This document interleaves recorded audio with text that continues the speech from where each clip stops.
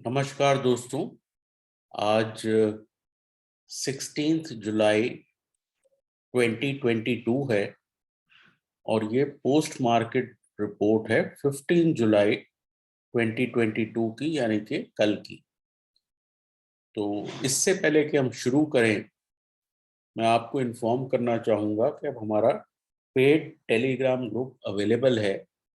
ये वो Telegram group है जहाँ पे हमारी सारी calls, market information, market insight दी जाती है at a very nominal cost of 1000 rupees per month plus GST. लेकिन ये पेएबल जो है एनुअली है। इस वीडियो के नीचे पेमेंट इंफॉर्मेशन दी हुई है। इसके बारे में ज़्यादा जानकारी अगर आपको चाहिए तो 9871066337 पर कांटेक्ट करें। ऑल्सो हमारा मेंटरिंग प्रोग्राम अब अवेलेबल है, जहाँ पे हम आपको लाइव मार्केट में trading strategies, money management, trade management, mindset की गाइडेंस देते हैं। अगर उसमें आप इंटरेस्टेड हो तो 9871066337 पर कांटेक्ट करें। पिछले 2-3 दिनों में मैंने जो स्ट्रैटेजी शेयर करी है, ऐसी बहुत सी स्ट्रैटेजीज हमारे पास हैं और उन सब की जानकारी आपको उस मेंटरिंग प्रोग्राम में दी जाती है। अब आइए देखते हैं कल S&P 500 ने क्या किया और उससे जो है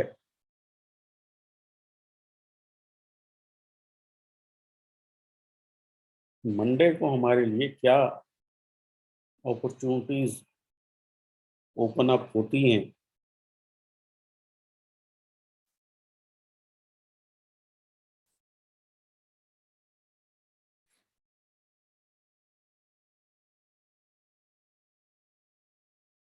यहाँ पे अगर हम इसको थोड़ा सा बड़ा करें तो आप देख सकते हैं कि ये एक फ्लैग पैटर्न मैंने मार्क किया हुआ था। हम इस फ्लैग के नीचे गए, लेकिन जैसा मैंने पिछले कुछ वीडियोस में कहा था कि नीचे से इतनी ज़्यादा बाइंग आती है तो ये ब्रेकडाउन बहुत ज़्यादा बेयरिश नहीं है। और वही हुआ। ये बेयरिश फ्लैग जो है फेल होके कल ऊपर की तरफ बंद हुआ है और ये काफ़ी एक बड़ी मूव है। अगर मैं आपको एग्जैक्ट फिगर्स S&P 500 में बताऊं तो 72 पॉइंट्स हायर S&P 500 बंद हुआ है और इसके चलते एक बहुत मैसिव रैली आपको कल भारतीय बाजारों में मंडे को मिलनी चाहिए। SGX इस वक्त देखें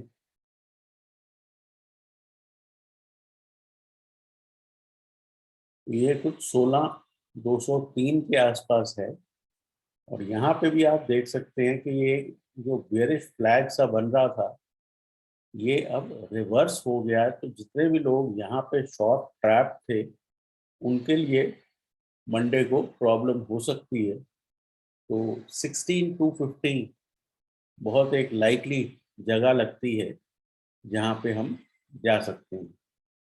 अब हम बात करते हैं कि कल क्या हुआ और कैसे हम उसको जो है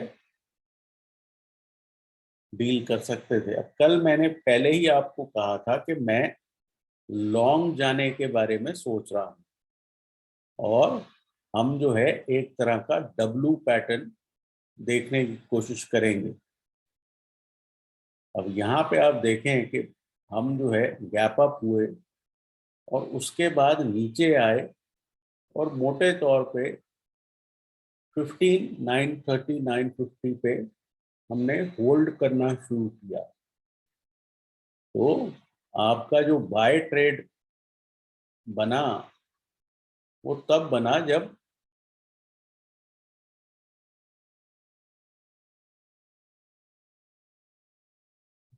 यहाँ पे आपको ये फ्लैट सुपर ट्रेंड मिलना शुरू हुआ और जैसा कि मैंने बताया हुआ है कि आपको उसके बाद रेंज मार्कआउट करनी है। तो ये एक बड़ी रेंज थी और अगर एक छोटी रेंज आपको मार्क करनी हो फॉर एग्जैक्ट एंट्री, वो यहाँ कहीं बनी थी।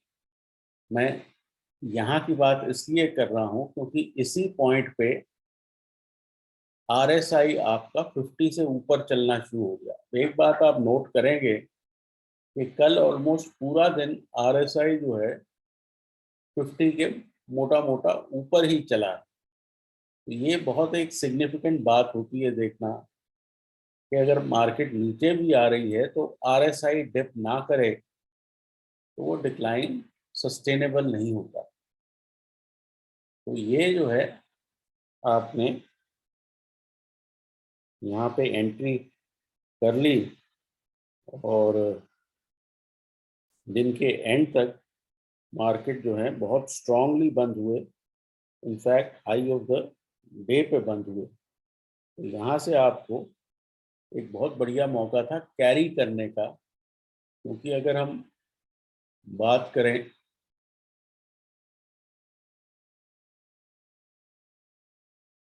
डेली निफ्टी की, तो डेली निफ्टी में आप देख सकते हैं कि यहाँ पे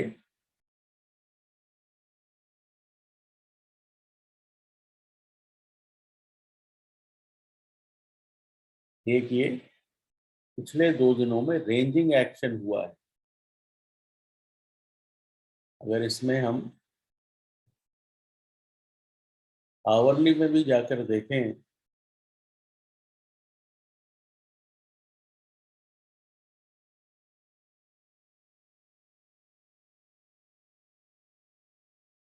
तो आप ये देख सकते हैं। इनफैक्ट 15 मिनट में ज़्यादा बेटर नज़र आएगा।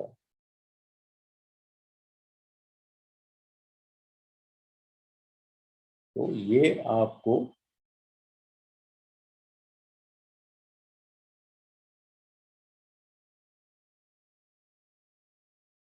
एक रेंज नज़र आ रही है। इनफैक्ट अगर हम इसको और ध्यान से देखें तो यहाँ हेड एंड शोल्डर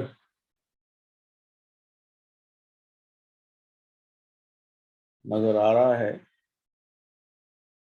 जिसका नेक लाइन आप मोटे तौर पे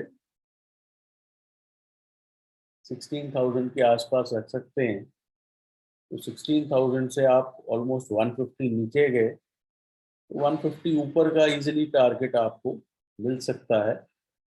लेकिन जिस तरह से यूएस मार्केट बंद हुई है तो उस टारगेट को हम एक्सीड भी कर सकते हैं।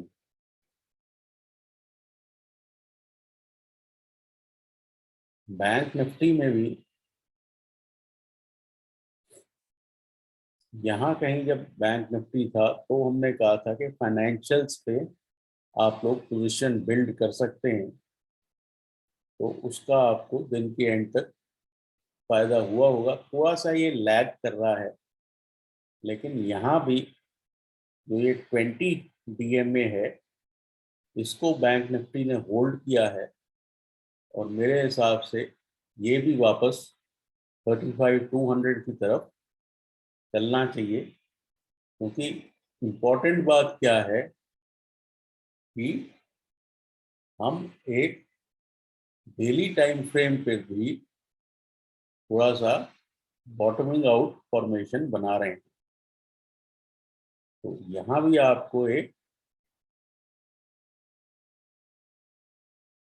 हेड एंड शोल्डर नजर आ रहा है। और जिस तरह की मूवमेंट हो रही है बहुत शार्प इस तरफ, उससे लगता है कि बाजार फाइनली एक बॉटम क्रिएट कर रहे हैं।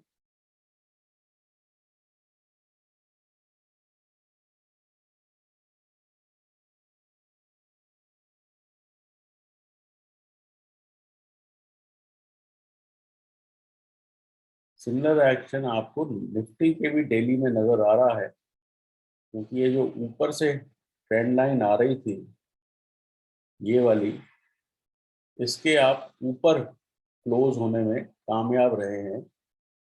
और अगर हम थोड़ा सा वीकली चार्ट भी देखें, क्योंकि आज हफ्ते का अंत हुआ है,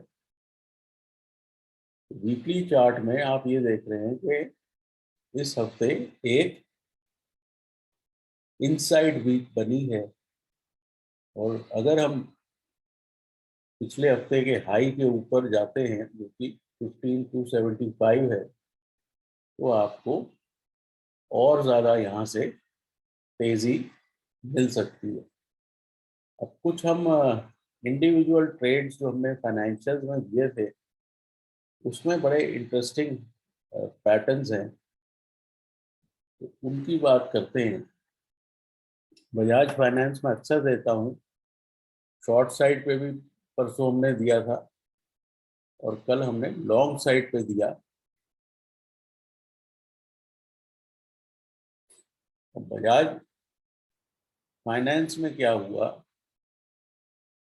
कि ये चार्ट में हमेशा मेरे सामने खुला रहता है, तो सुबह से मैं इसको नोट कर रहा था कि इसमें एक असेंडिंग ट्रायंगल बन रहा था। ठीक है, और असेंडिंग ट्रायंगल में जब भी ये ब्रेकआउट करता है तो इसी तरह की मूवमेंट आती है। ये बहुत यूजफुल चीज़ है दिमाग में रखने के लिए। ये जो थी, ये बेस्ट मूवमेंट इसमें आई थी। फिर हमने आईसीआईसीआई बैंक भी दिया था।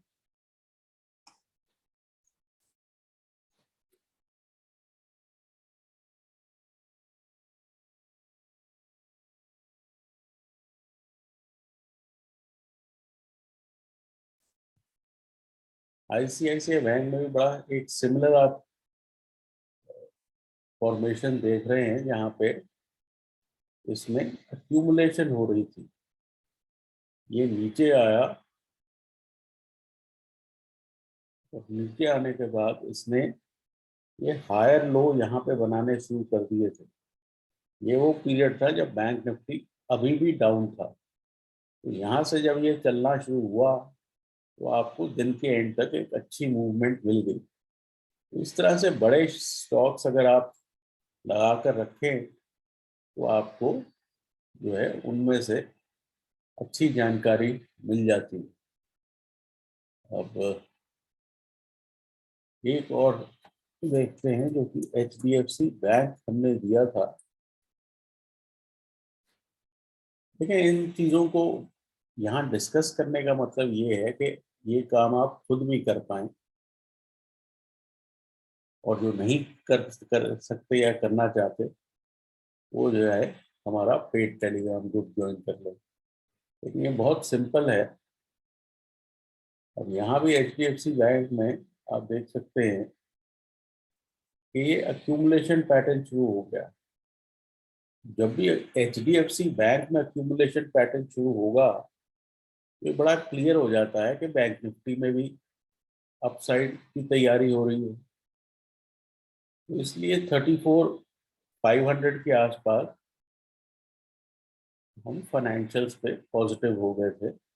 इसमें इतनी बड़ी एक्सप्लोजन नहीं नजर आई, लेकिन मेरे ख्याल से मंडे को आना चाहिए, क्योंकि रिजल्ट वगैरह आ रहे हैं। तो ये असेंडिंग ट्रायंगल जो है बहुत बढ़िया अक्यूमुलेशन पैटर्न होता है। जहाँ भी किसी भी टाइम फ्रेम पे नजर आए, उसका नतीजा ऊपर की तरफ एक्सप्लोजन होता है। ओवरऑल जो है सिचुएशन अगले हफ्ते के लिए बहुत बढ़िया लग रही है, और मेरे हिसाब से 16,250 तक निफ्टी को जाना चाहिए। बैंक निफ्टी 35,200 इनिशियल टारगेट्स हैं, और जिस तरह से S&P 500 लग रहा है, मैं सरप्राइज नहीं हूँगा अगर 16,500 और वापस 35,600 तक हम लोग ऊपर जाते हैं। किसी भी हालत में शॉर्ट ना करें। हमारे पास जो है फ्राइडे की लॉन्ग पोजीशंस हैं, लेकिन जिन लोगों के पास नहीं है, उनके लिए आइडिया यही रहेगा कि दोबारा जो है गैप अप पे एंट्री ना करें, वेट करें सुपर ट्रेंड फ्लैट होने का, और फिर उसके बाद फ्रेश सेटअप पे काम करें। क्योंकि इतना बड़ा गैप अप होगा कि बहुत ज़्यादा अपॉर्चुनिटी उसके बाद बचेगी नहीं एज अ इंट्राडे ट्रेडर। क्या वहां से डिक्लाइन की अपॉर्चुनिटी है?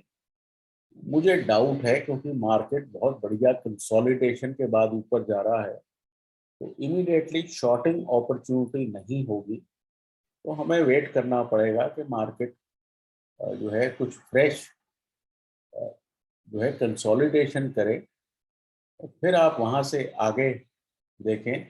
आईटी सेक्टर भी लगता है कि वहां पे रैलीज आनी चाहिए, क्योंकि रुपी भी स्टेबलाइज हुआ है, डॉलर इंडेक्स भी थोड़ा सा नीचे आया है। तो काफी चीजें जो हैं वो एक रैली पे इंडिकेट कर रही हैं कि शायद वर्स्ट इज ओवर, लेकिन you have to take it one day at a time.